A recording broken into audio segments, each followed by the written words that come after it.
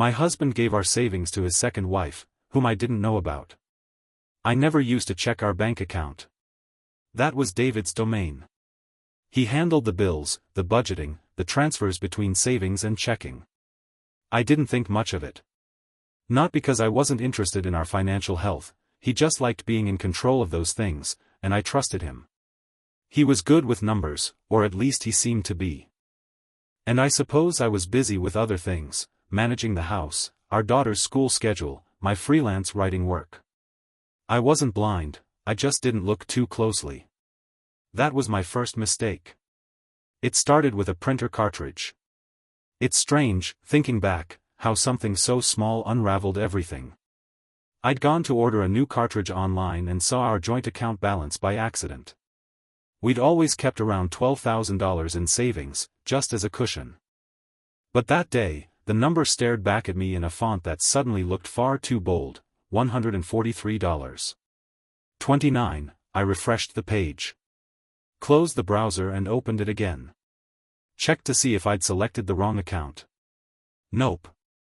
It was ours. My stomach twisted. I don't panic easily. Even then, I told myself there had to be a reason. Maybe David had moved it temporarily. Maybe there was a big bill I forgot about, a roof repair, an insurance payment. But the thought clung to me like oil. Something was wrong. That evening, after dinner and the bedtime routine with Ella, I brought it up casually. I didn't accuse him of anything. I just asked. Hey, babe. I was trying to order something today, and I saw the savings account looked really low. Did something happen with the money? David barely looked up from his phone. Oh, yeah. I moved some of it. Had to cover a few things. He said it so offhandedly. No trace of tension. No flicker of guilt in his eyes. Cover what? Just some credit card stuff. I didn't want to worry you. My heart did a strange little skip. How much did you move? He paused. That tiny pause was enough to make my stomach turn again. Like, around 10 grand. I stared at him. $10,000? I'll put it back, he said quickly. I just needed to shuffle things around. The conversation spiraled after that. I asked more questions, he grew irritated. Defensive. Said I never trusted him. That I was blowing things out of proportion. That he'd been working extra hours, and this was the thanks he got. That night, I couldn't sleep. I lay there in the dark next to him, listening to his breathing. I thought about every month of careful saving, every little sacrifice we made so we could have that cushion. For emergencies. For Ella's future. And he just moved it? Over the next few days, I started digging. I didn't mean to become a spy in my own home. I didn't want to. But it was like something had snapped loose inside me. A wire that used to be tight and humming with trust had gone slack. I started checking the accounts daily. I looked through our shared credit card statements. I opened drawers I'd never thought to open. The thing is, when you start looking for something, you always find more than you wanted. There were charges from restaurants I'd never heard of. Hotels. A jewelry store. The names weren't familiar, but the dates were. One of them was the weekend he told me he had a company retreat out of town. Another was when he said he was working late. One day, while he was at work, I went through his desk drawer. I wasn't proud of it. I knew if he caught me, it would break something between us permanently, but something already felt broken. And that's when I found the envelope. It was a manila folder tucked underneath some old receipts. Inside were a few printed emails, some receipts, and a photo. Just one photo. A woman. She looked to be around my age, dark hair, warm smile. In the picture, she was standing in front of a beachside cafe, holding a bouquet of flowers. I didn't recognize her. But the note scribbled on the back of the photo took my breath away. Thank you for everything, my love. I can't wait to start our life together. I sat on the floor for a long time after that. I don't even remember crying, though my cheeks were wet. I kept reading the note over and over like it would change if I blinked enough times. That night, I didn't say anything. I couldn't. He kissed me on the forehead like nothing was wrong. Said goodnight and rolled over. And I lay there, heart thudding so loudly I was sure he could hear it. The next morning, while he was in the shower, I took the envelope and put it back exactly where I found it. I acted like nothing had changed. But everything had. I couldn't unsee that photo. I couldn't unfeel the twist in my gut when I thought about our empty savings account. Over the next week, I watched him closely. Studied him the way you might study a stranger you're trying to trust. He was normal. Too normal. Like someone playing a part. He kissed Ella on the head, made his coffee the same way, called me babe, sent me stupid memes during the day. But I knew. And I was starting to suspect this wasn't just about lies or even cheating. This was about theft. He hadn't just broken my heart. He'd stolen our future. I didn't know what to do with the information. Not right away. I kept going through the motions, pretending to be the same wife I'd always been. I packed Ella's lunches, answered client emails, made dinner like nothing had changed. But I had changed. Inside, something had hardened. I no longer looked at David the same way. The trust I'd given him so freely all these years now felt like a vulnerability I had to patch over. Like a house with a broken window in a storm. I started to keep a journal, something I hadn't done since college. I wrote down every suspicious charge, every lie I could remember in retrospect. I dug deeper into our bank records, and what I found made my stomach curdle. Transfers to a name I didn't recognize, R. Sloan. The same initial that had signed the back of that photo. There were regular payments, weekly, sometimes bi-weekly, ranging from $200 to $1,500. In total, they added up to over $11,000. It wasn't just the savings. He was bleeding our checking account too. And each payment was carefully marked in vague descriptions: consulting, reimbursement, miscellaneous. All sanitized, all just clean enough to fly under the radar. I googled her. Rebecca Sloan. That was her name. She wasn't hard to find. She had a professional website, a graphic designer based in Asheville. She looked polished, competent, successful. Not the kind of woman who needed handouts. So why was David paying her? That question gnawed at me. I considered calling her.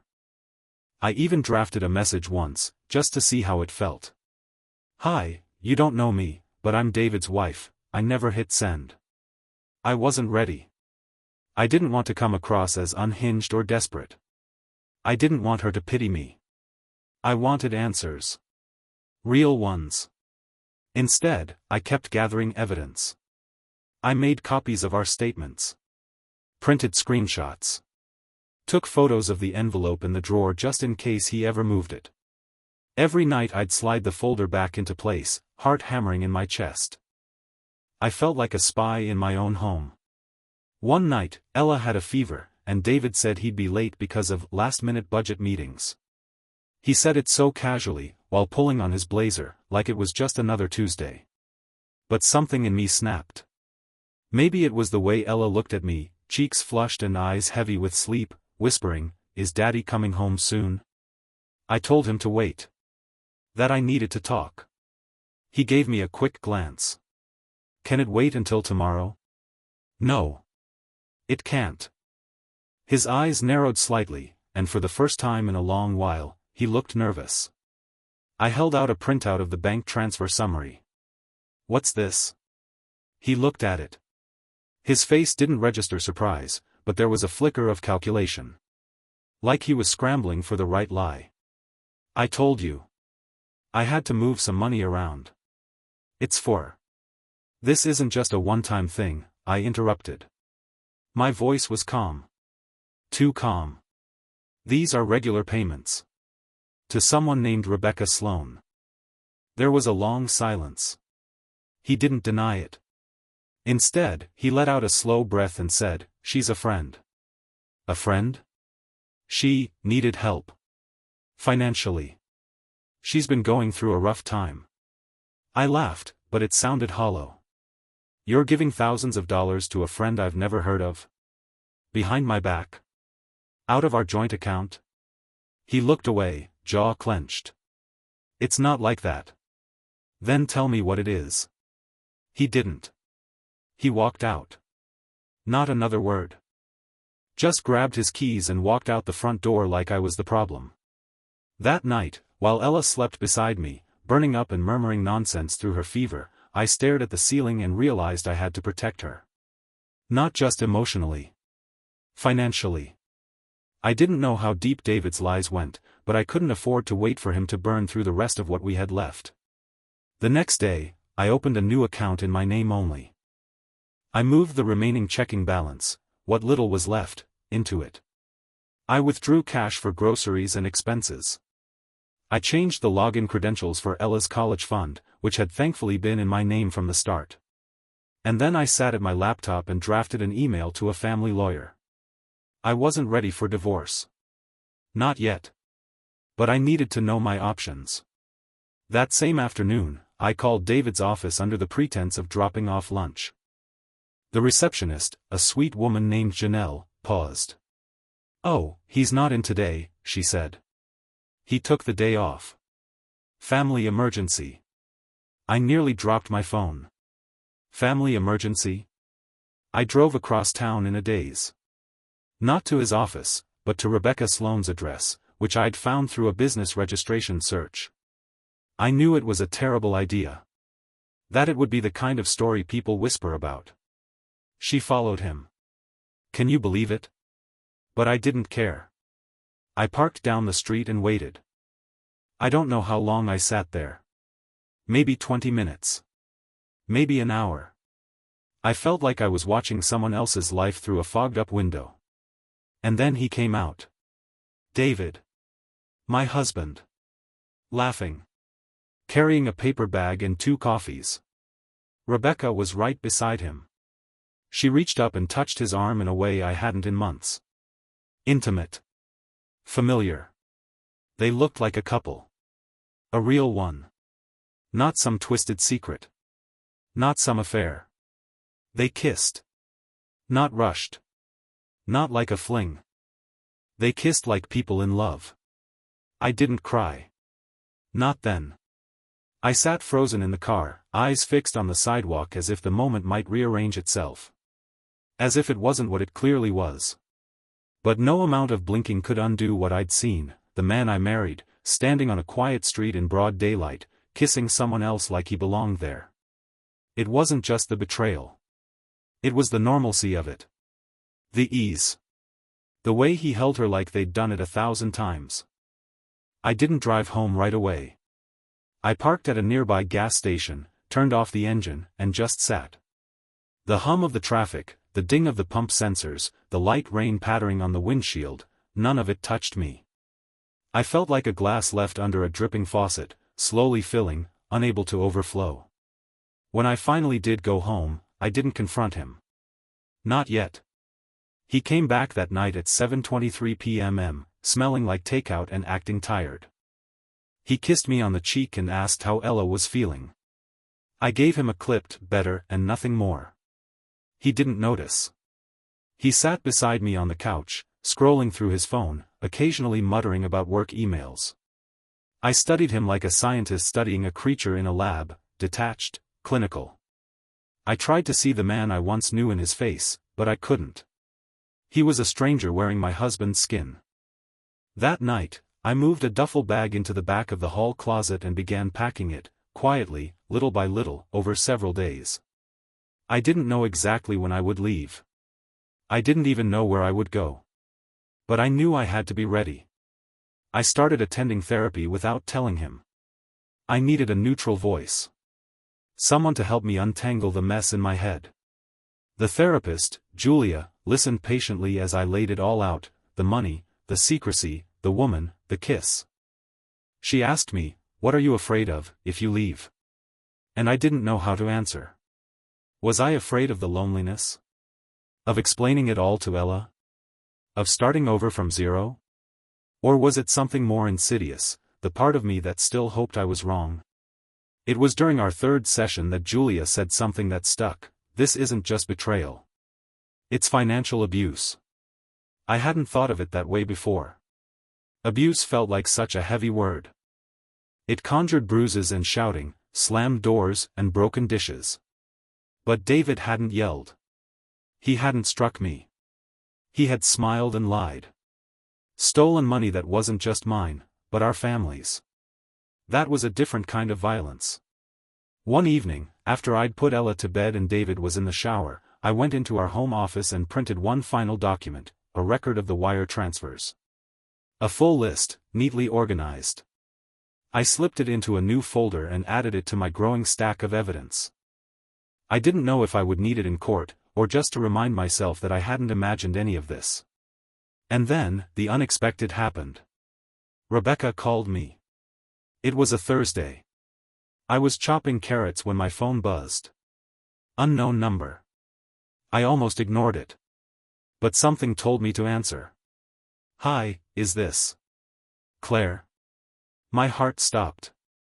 "Yes. Who is this?" "It's Rebecca. Sloan. I think we should talk." I put the knife down. There was a long pause. "I didn't know about you," she said finally. Her voice was calm, a little shaky. "Not at first. And when I did, it was already complicated." I walked to the living room, hand clenched around the phone. "He told you he wasn't married?" "Not exactly. He said you were separated. That it was amicable. That you lived together for Ella but weren't involved." I didn't say anything. She sighed. "I'm not calling to apologize. Not yet, anyway. I thought you should know he's been talking about moving in with me. That he wants to start over. He said he'd filed for divorce already." The silence between us was thick. "He hasn't," I said quietly. She breathed in sharply. "That's what I was afraid of." "Did he give you money?" A pause. "Yes." "How much?" "Almost 12,000, over the last year." I kept asking why he insisted on sending it as transfers instead of just helping in person. It always felt weird. I laughed, bitterly. Because it was our savings. He was stealing from us to fund his other life. Rebecca was quiet for a long moment. "I swear I didn't know," she said eventually. "And when I started to suspect, I didn't want to believe it. But now, hearing your voice."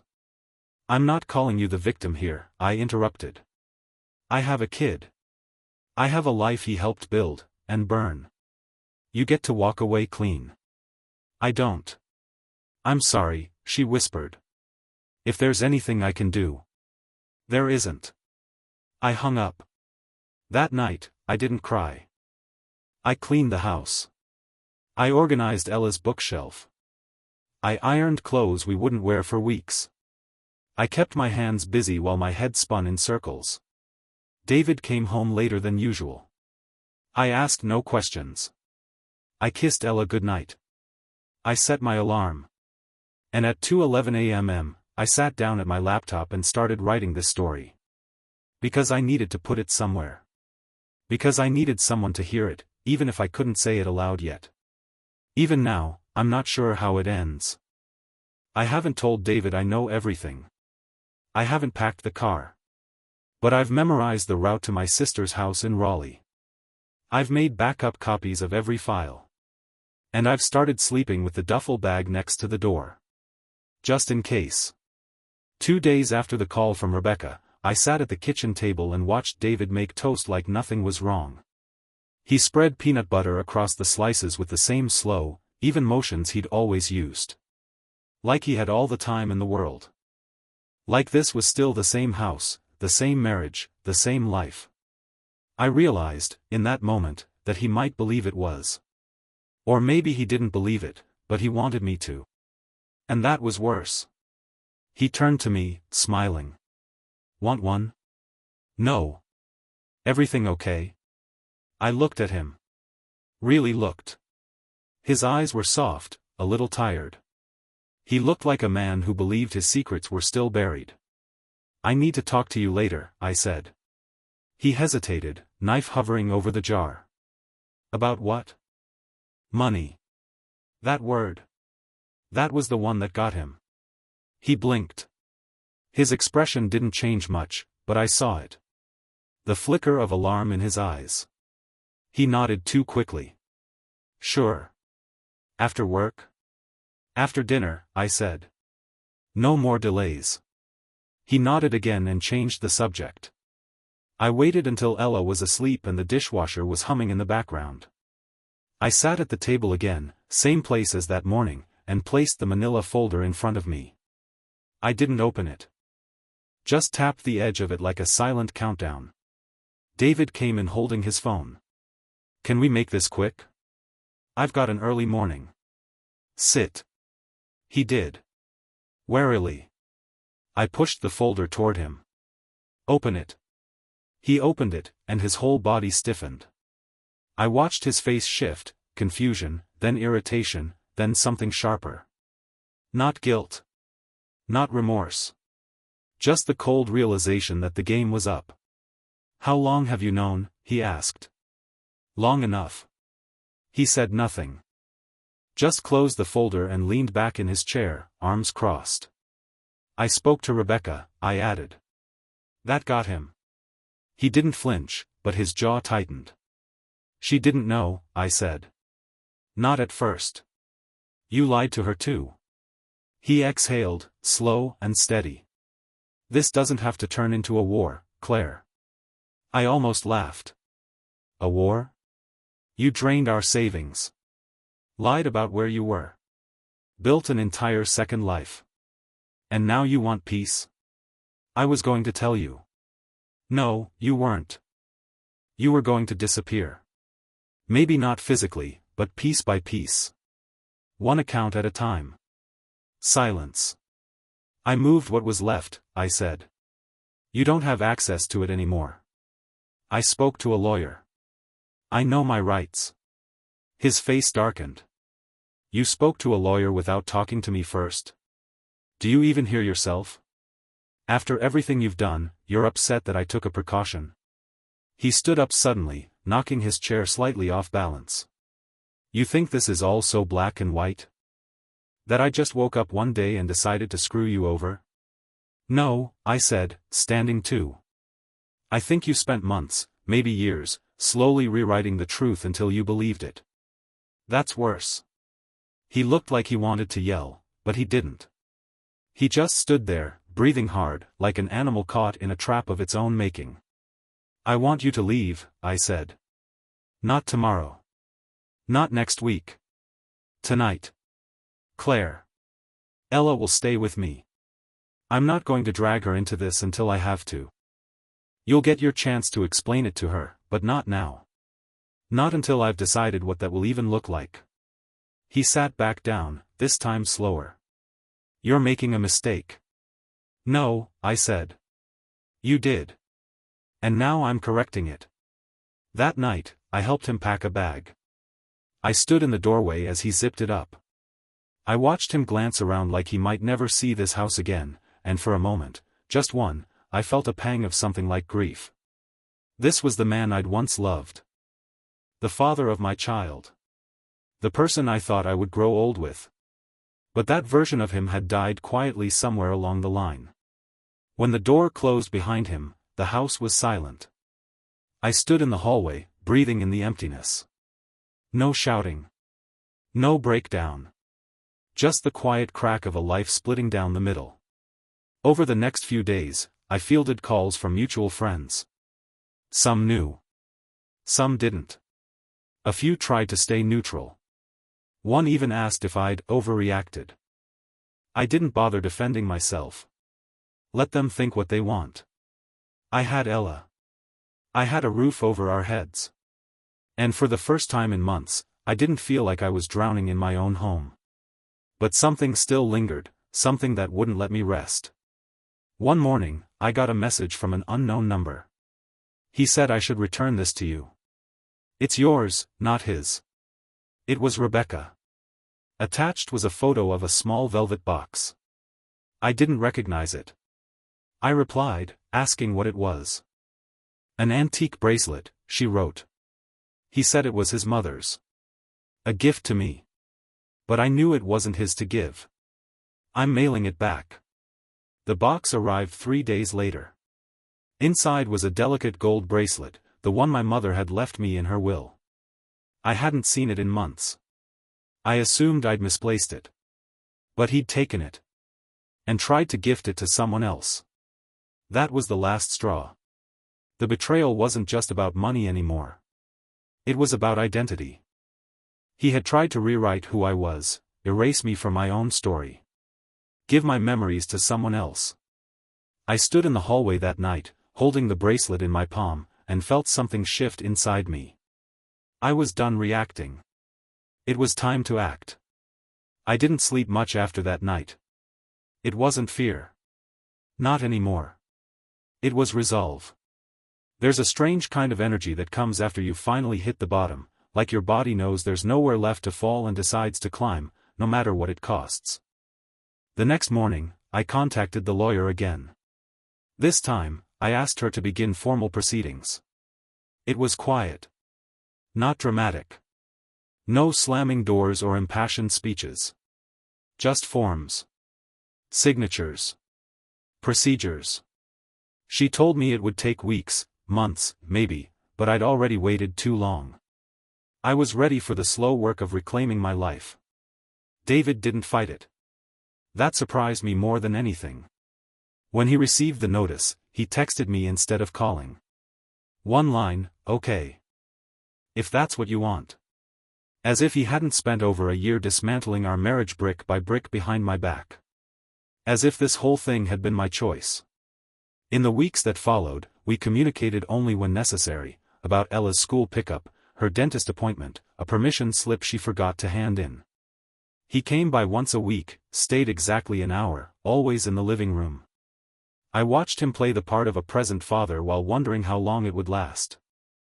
I could already feel the distance between him and her growing, even if she didn't yet have words for it. One night, after Ella had gone to sleep, I sat in the living room and opened my journal, the one I'd started the day I discovered the missing savings.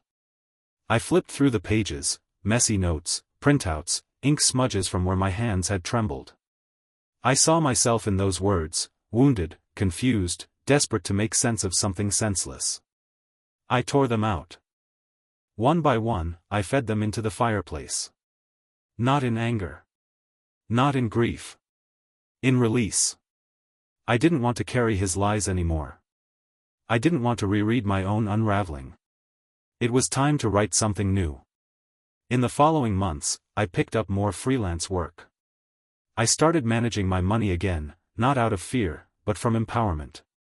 I took Ella on weekend trips to places we'd always put off, small, local, nothing flashy. We camped in the backyard one night and roasted marshmallows over a borrowed fire pit. She told me it was her favorite night ever. I believed her. Rebecca sent one more message. A simple note. "I'm sorry for my part in this. Truly. I hope he never takes anything from you again." I never responded. Not because I was angry. I just didn't want to give him, any more space in my life. That chapter was over. About 6 months after David moved out, I received a letter from our old bank. It was routine, an end-of-year summary. But tucked inside was a statement for a secondary account I didn't recognize. One that had once been linked to our joint profile, now closed. The balance history stunned me. Over $26,000 had flowed through it. Some of it from our savings. Some from his payroll. Some, unaccounted for. It was his secret fund. Not for us. Not for Ella. Just for him. Maybe for her, too. I brought it to my lawyer. She said it might help during asset division, but I'd likely never see that money again. She was honest about the legal reality. But I didn't care as much as I thought I would. Because by then, I had something more valuable. Myself. Rebuilt. Grounded. Stronger than the woman who stared at her dwindling savings balance that day. One morning, nearly a year after it all began, I stood in the mirror and finally said it out loud. He didn't break me. And that was the truth. Not the one David had tried to craft. Not the lie he told Rebecca. Not the life he tried to live at my expense. This was the real story. And it was mine. Thank you for watching the video. Like it if you watched the video to the end and don't forget to subscribe. Have a nice day.